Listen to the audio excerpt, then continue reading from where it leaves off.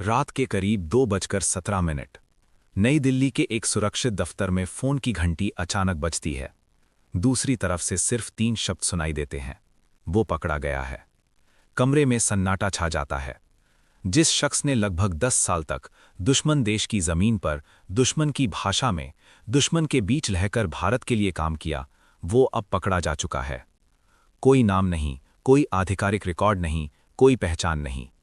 लेकिन सवाल ये है, वो था कौन? क्या सच में कोई भारतीय एजेंट पाकिस्तान में 10 साल तक अंडरकवर रहा? अगर रहा, तो उसने ऐसा क्या किया कि आज भी उसकी कहानी फाइलों के अंदर दबी हुई है? आज की इस कहानी में हम किसी फिल्मी किरदार की बात नहीं कर रहे।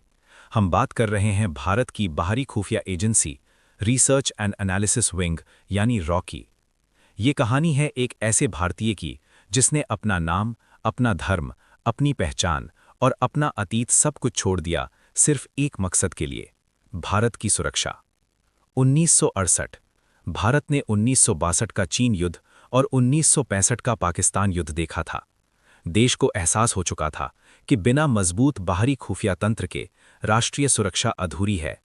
इसी जरूरत से जन्म हुआ रिसर्च एंड एनालिसिस विंग का।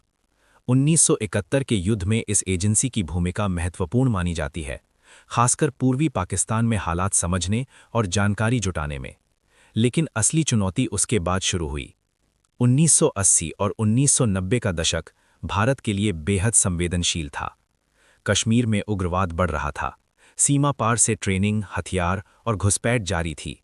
आईएसआई का नेटवर्क सक्रिय था।